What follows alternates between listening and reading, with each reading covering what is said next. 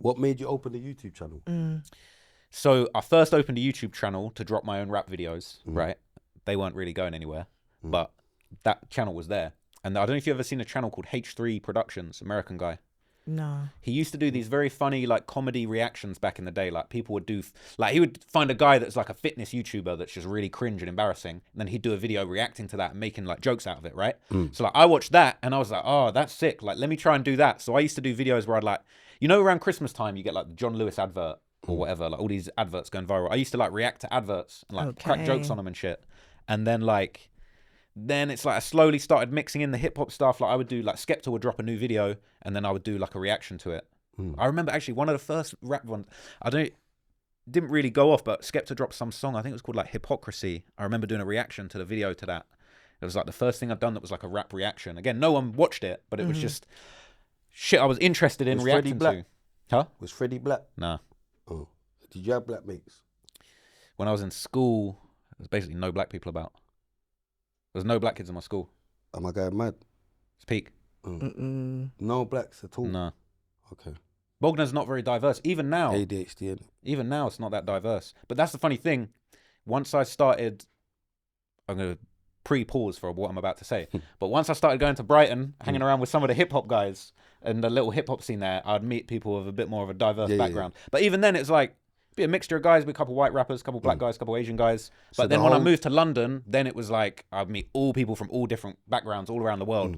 But it's like, I grew up looking up to rappers, like, again, pause, but like, I grew up with a picture of 50 Cent on my wall. Like, so it's like, not like, there just weren't any black people in Bognor, realistically, like, that I knew of.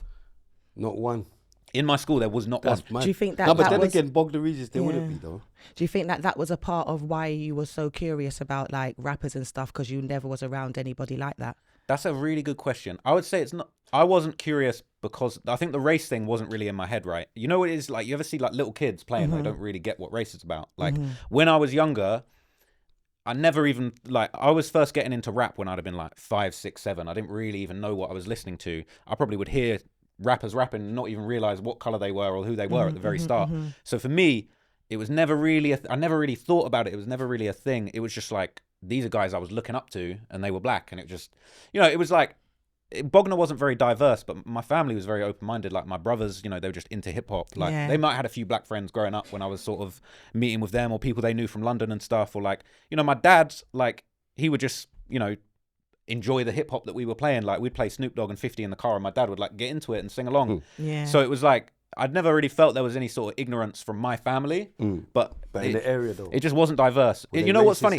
In the thing with Bognor is weird is when I was growing up, what we had a lot of was Eastern European, like Polish immigrants. So we had some weird breed of racism where everyone slightly hated the Polish people. Oh, is it? But they're mostly like white as well. But that was the thing growing up of like, oh, Polish people. And it's like everyone's white. I'm not saying there are zero black people, but it's just my school was not diverse at all, just being completely honest. We had a couple Asian kids, but even that was like, whoa. Yeah.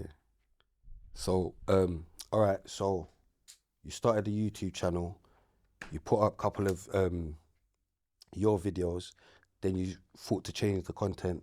And how did that go?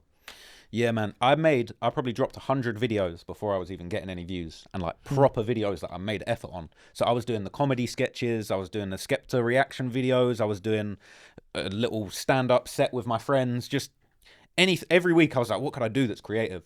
And so nothing really popped. Like I had one video that got like 60k views. Do you remember like Danny Dyer? Actor, yeah. I did a reaction. He was on that show, Who Do You Think You Are, where they like trace your family tree and shit. It was just hilarious. So I did a reaction to that like the day it come out. And that ended up getting like 60k views organically. Big, though. And at the time I was like, whoa, like I'd never seen anything like that. Got monetized off the back of it. But after that, nothing blew for like, we're talking years. Like I was like, why am I even doing this? I made 100 videos.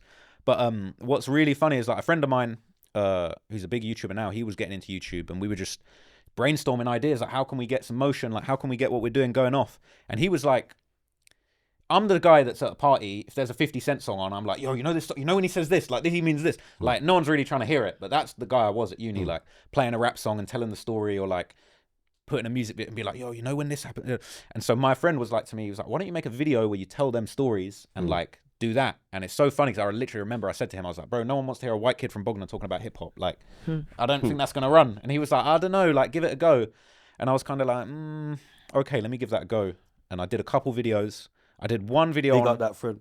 You know? Yeah, man. Yeah, and he's a big YouTuber now. Called No, but Ordinary if Things. you didn't, you know what I mean? Yeah, no, fully, bro. I'd probably be shooting rap videos for 100 Because quid you still. thought, you know what I mean? You're thinking it's not going to work, but that's actually your niche. Yeah, it's crazy. Because that's crazy. what got me like interested. Well, you know what's really now I've realized, it works in my favor because it's like, obviously, I get it. Like people look at me and they're like, "This guy don't get to know shit about hip Do you hop." get what I'm trying to say? But then it's like I start talking and they're like, oh, "Okay, you know what you're talking about," And and then I the keep rap- going and and they're the- like, oh, and "Okay, the you rap actually know what you're on adverts about." as well. And yeah, I think those was good.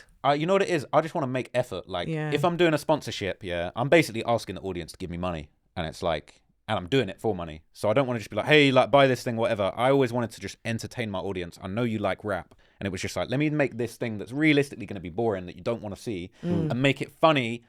And I know that it's kind of cringe, but it's almost like I'm sort of embarrassing myself for the entertainment of the audience and making a rap And out it's of it. slightly a hobby as well. Yeah. You know what's funny though? I always say saying? to people like, I always wanted to rap. I've probably made more money rapping than most rappers from doing sponsorships. You get what I'm trying to say? You know what I Yeah, mean? yeah, yeah. And like, that's the only reason I would rap now. But mind games, isn't it, a bit?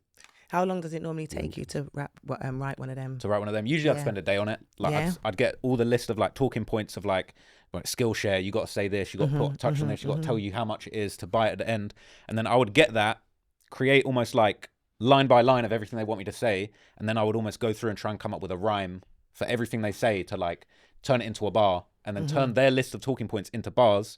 And then usually I would either make the beat myself or I'd find a beat and I would just like put a beat and just try and rap it until it all fit and made sense, till it was like a tight little 16, and like essentially just record it all in a day. My thing for me was like, I'm gonna get this done in a day. I'm just gonna sit in the studio and just write it and record it and get it done and just have it out in a whole day. And then it's almost like what I got paid for that's like a day, like got that done kind of thing. And then how long goes into like your research? Because your stuff is actually like, Got to talk louder. can you hear me? I can hear you. Yeah.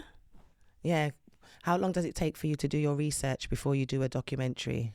Nowadays, I'll usually spend like a whole month researching each topic and making it. And that usually ends up being like, maybe like a 2 hour, hour and a half piece. Yeah. But like, you know, I go crazy with the runtime, I know, right? I because think then he's you're the only one that does longer stuff Have than you us. seen his late? Why for Your that? yeah, Got see, 6 hours. 6 I'm hours. good. I was Mad. like, oh my gosh, like think how I much can't keep research doing that, do you though. have It's to do to get it to do 6 hours? Yeah. Remember we done 5 and a bit hours with Swiss because he Yeah, was yeah, drinking big the up Ray Swizz. Nephew. Yeah, I Big up- know that was The longer the better, though. Big Really up- pause, but Yeah. That's mad. It's mad. I could end the show for that. it's but true, though, isn't it? It's big. No, Like, but if it you was someone you else- see the analytics, you know. No, yeah. You know if what's it was going on. someone else, the show would be finished.